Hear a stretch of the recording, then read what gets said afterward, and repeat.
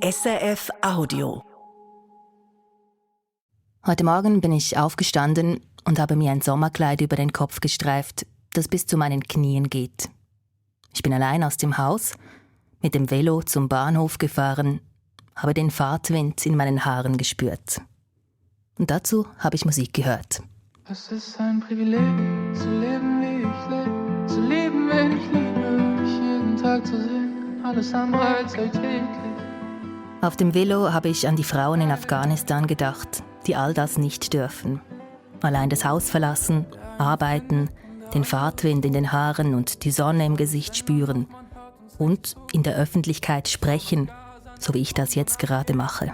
Ich lebe beste Leben und die sind am Überleben. Sag mir, was willst du mir erzählen? Ich denke immer wieder an die Frauen in Afghanistan, aber heute besonders. Denn dieses Wochenende ist es genau 5 Jahre her, seit sich ihr Leben verändert hat, weil die Taliban wieder die Macht im Land übernommen haben. Wie es den afghanischen Frauen heute geht und wie sie trotz Gefahr versuchen, Freiräume zu erhalten und sich gegen ihre Unterdrückung zu wehren, darum geht es in dieser Folge. Schön sind ihr dabei. Ich bin Corinna Heinzmann. Ich kann mich noch recht gut an den 15. August 2021 erinnern, vor allem an diese Bilder aus der afghanischen Hauptstadt. Wie die Taliban mit Kalaschnikows in Jeeps durch Kabul gefahren sind und zeigten, wir sind wieder da. Und wie in den Tagen danach Zehntausende Menschen zum Flughafen von Kabul gestürmt sind, über Zäune geklettert und teils aufs Rollfeld gerannt sind, in der Hoffnung, noch einen Platz zu finden in einem der Evakuierungsflugzeuge der USA und anderer westlichen Länder, die sich aus dem Land zurückzogen. Die Videos, wie Menschen neben einer großen Militärmaschine der USA entlang rennen, sich versuchen am Flugzeug festzuklammern, hochzuklettern, während das Flugzeug beschleunigt und schlussendlich abhebt, die gingen vor 5 Jahren um die Welt. Nach der Blitzeroberung von Kabul durch die Taliban versuchen viele Menschen, die afghanische Hauptstadt zu verlassen. Zum Teil herrscht Panik pur. Als könnten sie es noch aufhalten, begleiten hunderte verzweifelter Afghanen ein amerikanisches Flugzeug, das sich am Flughafen Kabul auf den Start vorbereitet. In ihrer Not klammern sie sich an alles, was ihre Hoffnung nährt, das Land verlassen zu können. Und was auch um die Welt ging damals, war eine Medienkonferenz der Taliban, kurz nachdem sie die Macht im Land erneut übernommen hatten. Mehrere hochrangige Taliban saßen an einem Pult vor Mikrofonen und dann sagte einer von ihnen: Women will be afforded all their rights, whether it is in work. Frauen würden all ihre Rechte gewährt, sei es in Bezug auf ihre Arbeit oder andere Aktivitäten. We are guaranteeing all their rights within the limits of Islam. Frauen seien ein wichtiger Teil der Gesellschaft. Die Taliban garantierten den Frauen alle Rechte innerhalb der Grenzen des Islams. Man sieht, dass von diesen Versprechen nicht viel übrig geblieben ist. Das sagt Nabila Laleh. Sie wird uns durch die heutige Folge begleiten. Nabila Laleh ist freie Journalistin mit Fokus auf Afghanistan und Pakistan und hat mehrere Jahre das Büro der deutschen Presseagentur in Islamabad geleitet. Ich war in dem Zuge auch mehrfach in Afghanistan, das erste Mal Ende 2022. Ich habe selber auch afghanische Wurzeln. Ich bin in Deutschland geboren und aufgewachsen als Tochter eines afghanischen Vaters und einer polnischen Mutter. Sprich, ich kenne die Kultur auch durch meine persönliche Biografie. Können Sie mal beschreiben, wie sich das verändert hat jetzt in den letzten 5 Jahren, die Situation bzw. die Rechte der Frauen? Ja, also das Leben der Frauen, auch insgesamt der Menschen, aber natürlich insbesondere der Frauen, ist primär davon geprägt, was sie alles nicht mehr dürfen. Man sieht Frauen noch im Stadtbild, also wie sie ihren alltäglichen Besorgungen nachgehen. Man sieht sie auch noch ohne männliche Begleitung auf der Straße, aber man hört immer wieder von Leuten, dass die Zahl von Frauen, die auf der Straße sind, im Vergleich zu vor den Taliban deutlich zurückgegangen ist. Dass sich Frauen davor viel freier auf der Straße bewegt haben, dass sie buntere Kleidung getragen haben. Sprich, da hat definitiv eine Veränderung stattgefunden. Und für Frauen ist die Situation natürlich unglaublich bedrückend, unglaublich frustrierend, weil sich viele Frauen ihr Leben vor ein paar Jahren ganz anders vorgestellt haben. Viele hatten ja auch eine Vorstellung davon, wie ihr Leben auszusehen hat. Die haben studiert, die hatten Träume und die stehen plötzlich vor den Scherben ihrer Träume. Und das ist eine unfassbare Belastung. Um das noch etwas besser zu verstehen, müssen wir noch mal zurück ins Jahr 2021, bevor die Taliban die Macht übernommen haben im August. Damals durften die Frauen zum Beispiel studieren und als Lehrerinnen, Ärztinnen, Polizistinnen oder Journalistinnen arbeiten. Vor allem in den Städten waren Frauen in vielen Bereichen des öffentlichen Lebens präsent. Aber auch damals waren Frauen in Afghanistan längst nicht gleichgestellt und gerade in ländlichen Gebieten waren ihre Möglichkeiten oft deutlich stärker eingeschränkt. Aber es gab damals zum Beispiel keine offizielle Vorschrift, dass sich Frauen verschleiern müssten oder nur mit einem Mann auf die Straße dürfen. Nachdem die Taliban 2021 dann wieder die Regeln machten in Afghanistan, schränkten die Islamisten die Rechte der Frauen Schritt für Schritt ein, sagt Nabila Laleh. Es ist nicht so, dass jetzt alle Rechte auf einmal genommen wurden, sondern es fing erstmal an, dass es hieß, Frauen dürfen ab der 7. Klasse nicht mehr zur Schule gehen. Da hieß es ja eigentlich bis auf Weiteres. Also da wurde so ein bisschen diese Hoffnung hochgehalten, dass sich das noch ändert. Aber bis jetzt ist ja nichts in die Richtung passiert, dass man daran glauben könnte, dass die Schulen wieder geöffnet werden. Dann kam ein Universitätsverbot für Frauen. Dann wurden Frauen immer mehr öffentliche Räume genommen. Zum Beispiel dürfen sie nicht mehr in Parks gehen, sie dürfen nicht mehr in Schönheitssalons gehen. Und diese Schönheitssalons hatten natürlich für Frauen noch eine wichtige soziale Funktion, weil das Räume waren, wo Frauen zusammengekommen sind, sich ausgetauscht haben. Ihnen ist der Zugang zu vielen Berufen verwehrt, sprich auch was die Berufstätigkeit angeht, gibt es unglaubliche Beschränkungen. Ja, und es kommen eigentlich immer mehr Gesetze, die Frauen in ihren grundlegenden Rechten und in ihren Freiheiten beschneiden. Das ging so weit, dass die Taliban den Frauen in Afghanistan verboten, in der Öffentlichkeit zu sprechen oder ihr Gesicht zu zeigen. Weil das Hören einer Frauenstimme Männer verführen und in Versuchung bringen könnte, so die Begründung. Wer sich nicht daran hält, kann es mit der Sittenpolizei zu tun bekommen. Die kann Verwarnungen, Geldstrafen, Gefängnis oder weitere Strafen aussprechen oder es kann auch ein Gerichtsprozess drohen. Wie muss man sich denn das jetzt vorstellen, die Lebensrealität einer Frau in Afghanistan? Was macht die im Alltag? Wie lebt die? Ja, also ich meine, das kommt natürlich auch immer drauf an, mit wem man redet, ob man jetzt vielleicht mit einer Frau aus der Stadt redet oder mit einer Frau vom Land redet. Also ich würde sagen, der Alltag ist primär von wirtschaftlichen Nöten geprägt. Also die meisten Familien, die fragen sich eigentlich, wie komme ich über die Runden? Und diese Frage stellen sie sich Tag für Tag. Ja, und dann gibt es natürlich für Frauen auch einfach immer weniger Grund, aus dem Haus zu gehen. Also wenn man jetzt durch die größeren Städte läuft, sieht man sie zwar noch im Stadtbild, aber viele Orte, die sie davor frequentiert haben, wurden ihnen genommen. Und ja, das führt natürlich dazu, dass Frauen einfach immer weniger Gründe haben, rauszugehen. Es gibt Frauen, die nach wie vor versuchen, Freiräume aufrechtzuerhalten, die versuchen, Treffpunkte für Frauen zu organisieren.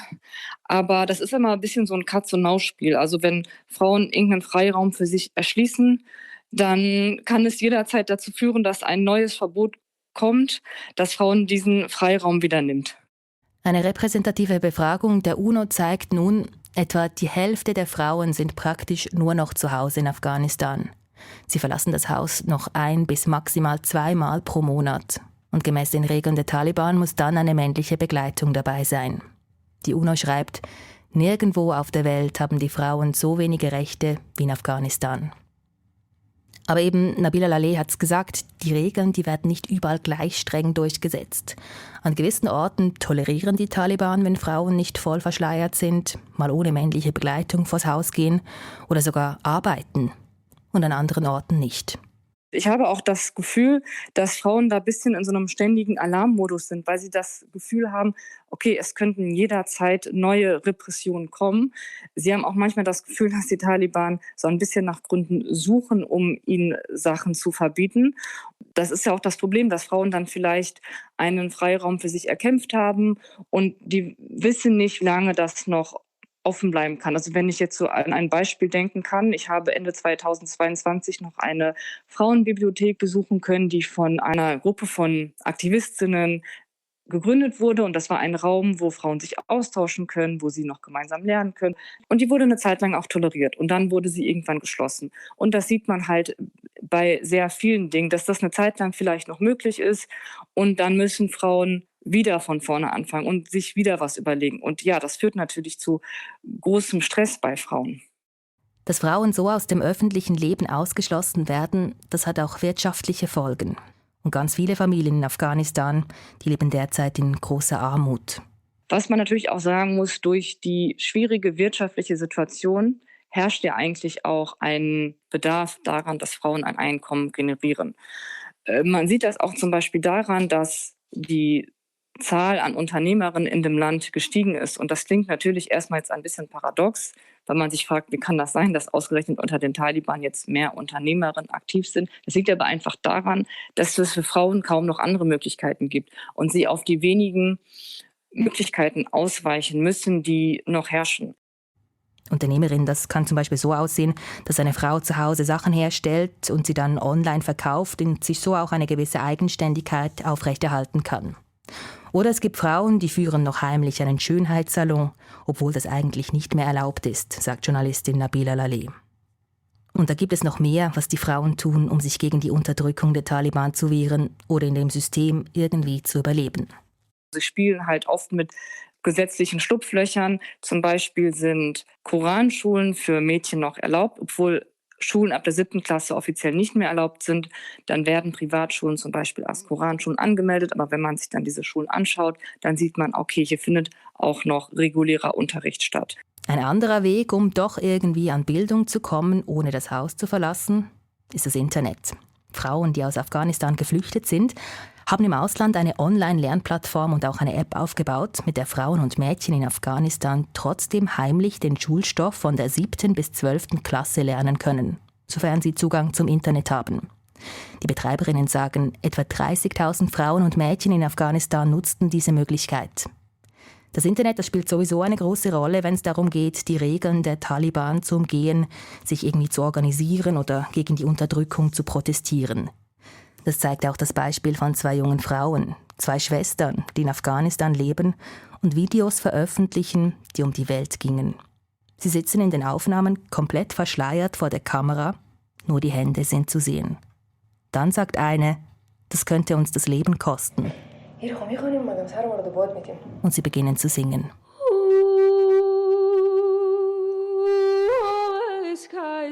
The Last Torch heißt diese Bewegung, also die letzte Fackel oder das letzte Licht. Und sie hat dazu geführt, dass auch noch andere Frauen in Afghanistan und auch im Ausland Videos von sich hochgeladen haben, in denen sie singen, um den Taliban zu trotzen.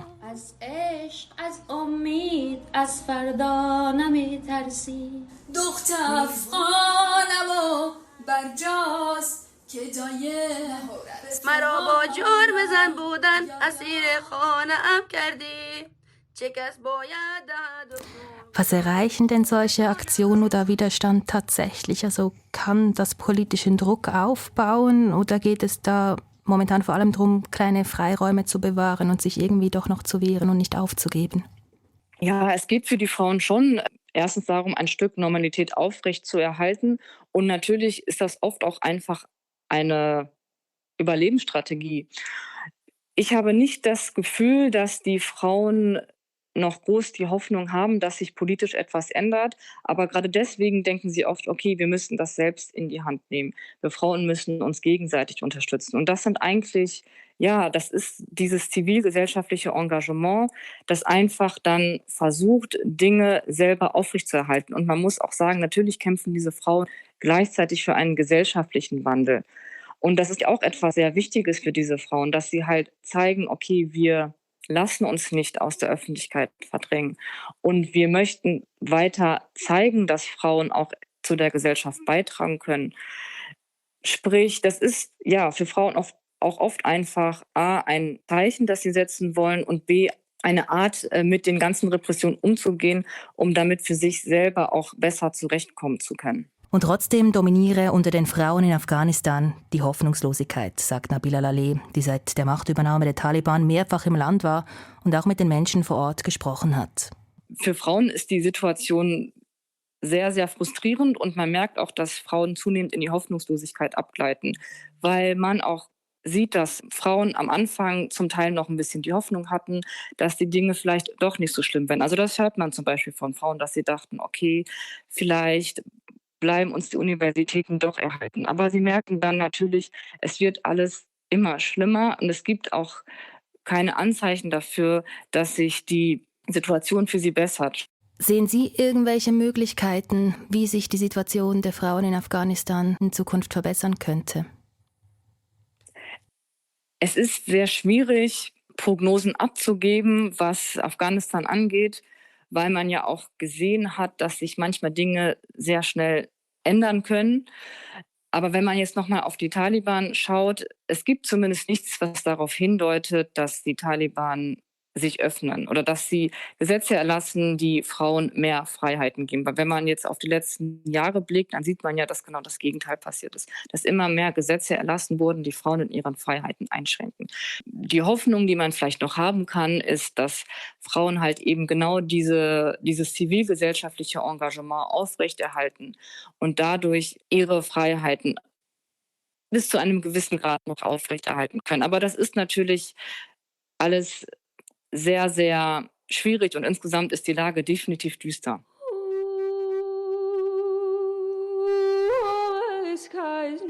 Und damit sind wir am Ende der heutigen Folge.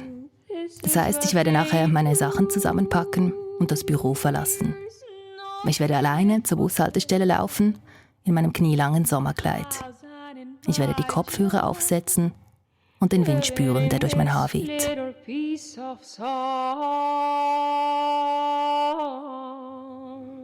Verantwortlich für die heutige Folge ist Martina Koch. Mitgearbeitet hat Julius Schmid. Und mein Name ist Corinna Heinzmann. Danke fürs Zuhören.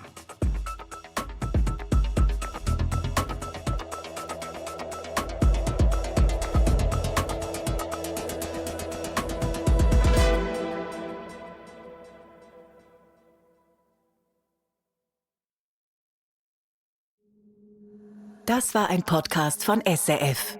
Produziert im Auftrag der SRG.